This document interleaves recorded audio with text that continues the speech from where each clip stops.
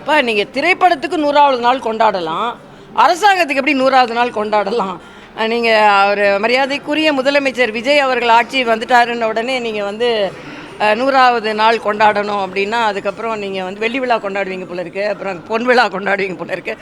5 வருஷமாக ஆட்சி நடக்கணும்.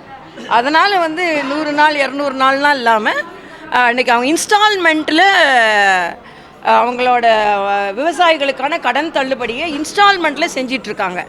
தயவு செய்து நீங்கள் என்னென்ன வாக்குறுதிகள் கொடுத்தீங்களோ அந்த வாக்குறுதிகளை மக்களுக்கு நிறைவேற்றணும். இல்லைனா மக்களுக்கு நம்பிக்கை வராது. என்னென்னா நம்ம வாக்குறுதி கொடுக்கலாம், வெற்றி பெறலாம், அதுக்கப்புறம் நாம் வந்து எப்படி வேணாலும் மக்களை வந்து ஏமாற்றலான்னு இருக்கக்கூடாது. நீங்கள் என்னென்ன வாக்குறுதிகள் கொடுத்தீங்களோ மகளிர் உரிமை தொகை அதிகரிக்கணும், அதே மாதிரி வேலையில்லா பட்டதாரிகளுக்கு 4000 ரூபாய் கொடுக்குறேன்னு சொன்னீங்க, மடிக்கணினி கொடுக்கணும். ஆக இன்னும் கொஞ்சம் அனுபவபூர்வமாக கன்ஸ்ட்ரக்டிவாக இருக்கணும். சட்டமன்றமும் நான் கேட்டுக்கொள்வது, மக்களோட பிரச்சனைகளை அதிகமாக பேசுங்க. நீ எவ்வளோ நிலம் வச்சுருக்க, நான் எவ்வளோ நிலம் வச்சுருக்கேன், நீ லாட்ரியில் எவ்வளோ வாங்கினேன், நான் லாட்ரியில் எவ்வளோ வாங்கினேன், அதே மாதிரி நான் எத்தனை கார் வச்சுருக்கேன், நீ கார் வச்சுருக்கேன், இப்படி தான் போய்கொண்டு இருக்கிறது. மக்களோட பிரச்சனைகளை பேசுங்க, மக்களோட பிரச்சனைகளை தெரிந்து கொள்ளுங்கள்.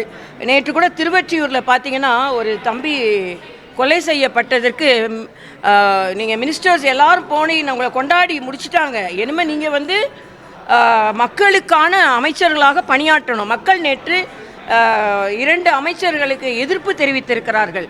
அதனால் எனது தாழ்மையான கருத்து, இது வந்து கொண்டாட வேண்டிய நேரம் இல்லை, மக்களுக்காக பணியாற்றக்கூடிய நேரம்.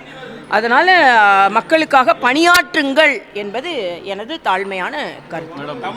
இதே கூட்டத்தில் கலந்து கொண்டு பேசிய பாமக தலைவர் காவிரி விவகாரத்தில் காங்கிரஸும் சரி பிஜேபியும் சரி அவங்க வந்து தமிழ்நாட்டை கண்டுக்கிறது கிடையாது, கர்நாடகா தான் முக்கியம், அவங்க ரூலுக்கு வரணும் அப்படிங்கிறத அவங்களுடைய ஒரு டார்கெட்டாக இருக்குது அப்படின்னு சொல்லியிருக்காங்க. இல்லை, இதில் நான் எனக்கு ஒரே ஒரு வருத்தம் என்னென்னா, காங்கிரஸ் தான் கர்நாடகாவை ஆட்சி செய்து கொண்டு இருக்குது.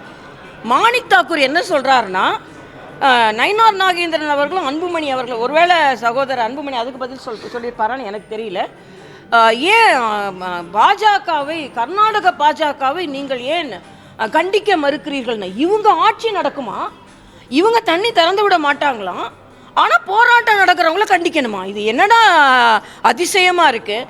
அப்போ உங்களோட கடமையை முற்றிலுமாக நீங்கள் புறந்தள்ளுகிறீர்கள்.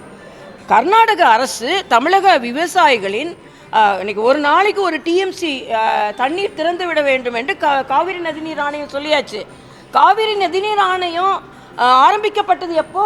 பிஜேபி ஆட்சி 2018 ஜூன் 1ஆம் தேதி தான் காவிரி நதிநீர் ஆணையம் அமைக்கப்பட்டது. ஆனால் அதுக்கு முன்னால் காவிரி ஒழுங்காற்றுக்குழு 2007 சுப்ரீம் கோர்ட்டு அறிவித்தா கூட 2012 வரைக்கும் காங்கிரஸ் அரசாங்கம் அதை அறிவிக்கவே இல்லை.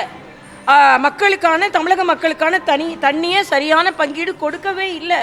அதனால் மரியாதைக்குரிய எடியூரப்பா அவர்கள் இருக்கும்போதும் சரியான நீர் வந்து கொண்டிருந்தது. அதனால் எல்லாத்துக்கும் 19 பிஜேபியை குறை சொல்வதை விட்டுவிட்டு அங்கு காங்கிரஸ் ஆட்சி செய்கிறார்கள், இங்கே காங்கிரஸ் ஆட்சி செய்கிறார்கள். 2 மாநிலத்திலையும் பங்கெடுத்து கொண்டு இருக்கிறார்கள். 2 மாநிலத்திலையும் ஆட்சி செய்யும்போது நமக்கு தண்ணீர் வரலைன்னா அங்கே உள்ளவர்கள் முடிவு செய்ய வேண்டும். காவிரி ஒழுங்காற்றுக்குழுவையும் காவிரி நதிநீர் ஆணையத்தையும் மதிக்க வேண்டும் என்பது எனது கருத்து.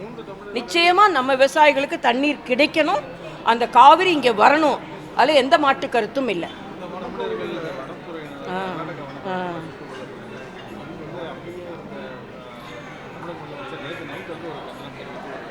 இது எனக்கு ரொம்ப வருத்தம் அளிக்கக்கூடிய ஒன்று. மான சுட்டாங்க அப்படின்னு சொல்லி இவங்கள சுடுறாங்க. அப்போ இது என்ன? இது அப்போனா சட்டம் எங்கே இருக்குது, காவல்துறை எங்கே இருக்குது, வழக்கு போடலாம், அவங்கள விசாரிக்கலாம். ஆனால் மான சுட்டாங்கன்னு சொல்லிட்டு 3 தமிழர்களை சுட்டு விட்டு இன்றைக்கி அதை பற்றி எந்தவித கவலையும் இல்லாமல் அங்கே ஆட்சி செய்கிறது கர்நாடக காங்கிரஸ் அரசு. இங்கே அதுக்கான எந்தவித அவங்க அக்கௌண்டபிலிட்டியும் எடுத்துக்கொள்ளாமல் சும்மா பொதுவாக அந்த 3 குடும்பங்களுக்கும் அவர்கள் இழப்பீடு கொடுக்கணும், அவங்களுக்கு வந்து நியாயம் கிடைக்க வேண்டும். வருங்காலத்திலேயும் இப்படி தமிழர்கள் எந்த பாதிப்பும் எல்லையில் நடக்காத அளவிற்கு பார்த்து கொள்ள வேண்டும். மறுபடியும் சொல்கிறேன், இதை சுட்டு கொண்டதாக இருக்கட்டும், காவிரி பிரச்சனையாக இருக்கட்டும், அங்கே காங்கிரஸ் ஆட்சி நடந்து கொண்டு இருக்கிறது, இங்கே காங்கிரஸ் பங்கெடுத்து கொண்டு இருக்கிறார்கள். அவர்களோட பதில் என்ன? தமிழர்களின் உயிருக்கு அவர்கள் என்ன பதிலை சொல்கிறார்கள்? அதனால் காங்கிரஸ் ஏதோ நாங்கள் ஆட்சியில் இருக்கிறோம் அப்படின்னு சொல்கிறதில்ல, தமிழர்களுக்கு ஆற்ற வேண்டிய கடமையை அவர்கள் செய்ய வேண்டும் என்பதும் எனது கருத்து.